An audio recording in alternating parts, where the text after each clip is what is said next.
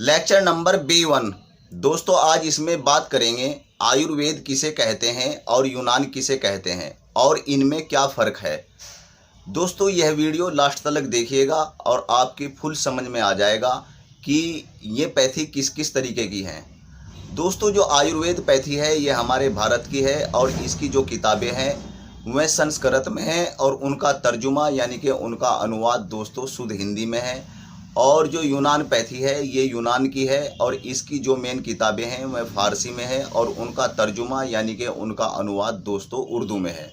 दोस्तों दोनों ही pathy natural है और दोनों पैथियों में जड़ी बूटियों से और धातुओं से इलाज किया जाता है। जो आयुर्वेद को पढ़ता है वह वैद्य कहलाता है और जो यूनान को पढ़ता है वह दोस्तों हकीम कहलाता है। दोस्तों बारीकी से देखा जाए तो इसमें सिर्फ भाषा का मतभेद है यानी कि ज़बान का फ़र्क है।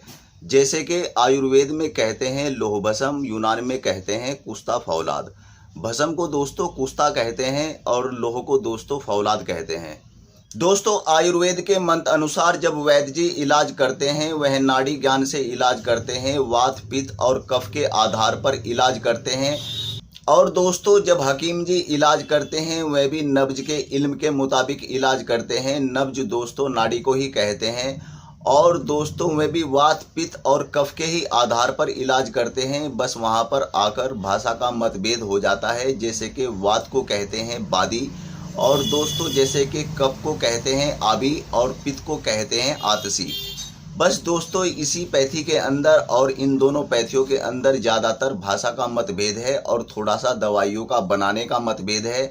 जैसे कि आयुर्वेद पैथी में ज़्यादातर आसाव और आरिष्ट बनते हैं, शरबत कम बनाए जाते हैं। और यूनान पैथी में दोस्तों शरबत ज़्यादा बनते हैं और आरिष्ट नहीं बनाए जाते। और दोस्तों यूनानी पैथी में जड़ी बूटियों से माजून बनाए जाते हैं, जवारिस बनाए जाते हैं, शरबत बनाए जाते हैं, अर्क बनाए जाते हैं, रोगन बनाए जाते हैं, खमीरे बनाए जाते हैं। और दोस्तों धातुओं से भस्में बनाई जाती है यानी कि कुश्ते बनाए जाते हैं। बस सेम इसी तरीके से आयुर्वेद पैथी में जड़ी बूटियों से आसाव बनाए जाते हैं, आरिष्ट बनाए जाते हैं और दोस्तों वटी बनाई जाती है, गुग्गल बनाए जाते हैं और धातुओं से भस्म बनाई जाती है। दोस्तों रोगन बनाए जाते हैं यानी कि तेल बनाए जाते हैं। बस दोस्तों इसमें थोड़ा सा भाषाओं का मतभेद है। चलिए दोस्तों अब मैं इनकी मेन किताबें दिखाता हूँ। दोस्तों यह है आयुर्वेद की मुख्य किताब चरक संहिता और इसके चिकित्सक हुए हैं महर्षि चरक। यह वॉल्यूम नंबर 1 है और इसमें संस्कृत में यह श्लोक लिखे हुए हैं और इनका अनुवाद दोस्तों हिंदी में किया गया है। एक आयुर्वेद की मुख्य किताब ये है, इसका नाम सुश्रुत संहिता है और इसके मुख्य चिकित्सक हुए हैं महर्षि सुश्रुत। दोस्तों यह 2 भागों में आती है, वॉल्यूम नंबर 1 वॉल्यूम नंबर 2। यह वॉल्यूम नंबर 1 है, इसमें भी संस्कृत में यह श्लोक लिखे हुए हैं और इनका अनुवाद दोस्तों हिंदी में किया गया है। और इसका एक वॉल्यूम नंबर 2 ये है दोस्तों, ये वॉल्यूम नंबर 2 है, इसमें भी यह श्लोक संस्कृत में लिखे हुए हैं और इनका अनुवाद हिंदी में किया गया है। दोस्तों ये किताब शल्य चिकित्सा की किताब है। महर्षि सुश्रुत जो हुए हैं वह शल्य चिकित्सक हुए हैं। और दोस्तों एक आयुर्वेद की मुख्य किताब ये है, ये भी मैं आपको दिखाऊंगा। दोस्तों इसे कहते हैं भवप्रकाश निघंटु। दोस्तों इस किताब के अंदर सभी जड़ी बूटियों की धातुओं की दोस्तों तासीर लिखी हुई है और इसके अंदर हर एक जड़ी बूटी का नाम दिया गया है और दोस्तों हर एक जड़ी बूटी के गुण बताए गए हैं। दोस्तों एक आयुर्वेद की मुख्य किताब ये है, इसे कहते हैं दोस्तों अगध तंत्र। दोस्तों इसके अंदर जो जहरीली चीज़ होती है, जो विष होते हैं, उनका जिक्र किया गया है और यह किताब हिंदी में है और इंग्लिश में है। दोस्तों यह संस्कृत में भी आती है और उनका अनुवाद दोस्तों हिंदी में भी आता है। ये फिलहाल मेरे पास हिंदी और इंग्लिश की किताब है। और दोस्तों एक आयुर्वेद की मेरे पास किताब ये है, इसे कहते हैं दोस्तों आयुर्वेद सार संग्रह। यानी कि आयुर्वेद की मुख्य किताबों में से चुनकर एक किताब ये बनाई गई है। इसके अंदर दोस्तों चूर्ण बनाने का तरीका लिखा हुआ है, रसायन बनाने का तरीका लिखा हुआ है।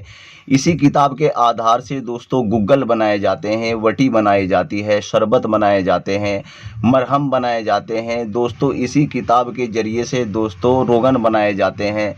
दोस्तों एक आयुर्वेद की मेरे पास किताब ये है दोस्तों ये भी आयुर्वेद की ही किताब है और दोस्तों यह किताब मेरे पास काफ़ी पुरानी है। यह 1971 में छपी थी। उस वक्त इसकी कीमत मात्र 9 रुपये थी। दोस्तों यह मेरे उस्ताद जी वैद्य नथु सिंह आर्य की किताब है और दोस्तों इसका मैं नाम शेयर नहीं करता क्योंकि यह किताब गोपनीय रखी गई है। दोस्तों इसके अंदर भी आयुर्वेद की दोस्तों बहुत सटीक जानकारी है और दोस्तों जितनी भी जड़ी बूटियां हैं उनकी तासीर इसके अंदर लिखी हुई है और उनके गुण इसके अंदर लिखे हुए हैं। ये दोस्तों अब आपको दिखाता हूँ यूनान की किताबें। दोस्तों यह किताब बयाजे कबीर है। इसी किताब के जरिए से माजून बनाए जाते हैं, जवारिस बनाए जाते हैं, शरबत बनाए जाते हैं। इसी किताब के जरिए से रोगन बनाए जाते हैं। दोस्तों एक किताब ये है, इसे कहते हैं हाजिक। इसमें सभी बीमारियों का जिक्र किया गया है और दवाइयों का जिक्र किया गया है।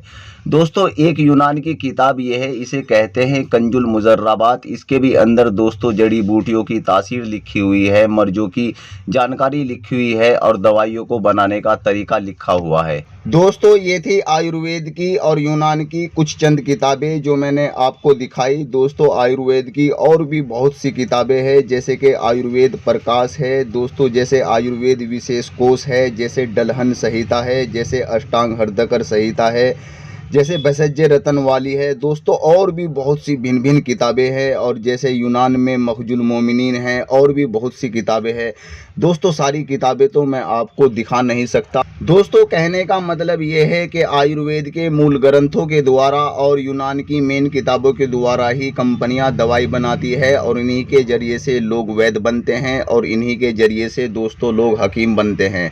दोस्तों आयुर्वेद में और यूनान में जो फ़र्क है वो एक तो भाषा का फ़र्क है, यानी कि ज़बान लैंग्वेज का फ़र्क है, और दोस्तों एक इनमें दवाई बनाने का तरीका कुछ अलग अलग से लिखा हुआ है। दोस्तों दोनों ही पैथी बेटर है, दोनों ही पैथी नेचुरल है। दोस्तों ये थी आयुर्वेद की और यूनान की जानकारी जो मैंने आपको दी। दोस्तों यह जानकारी आपको कैसी लगी इसका कमेंट बॉक्स में जवाब दीजिएगा और मुस्कुराते रहिएगा। फिर मिलूँगा किसी बेहतर वीडियो के साथ। अच्छा जी, अल्लाह हाफिज़।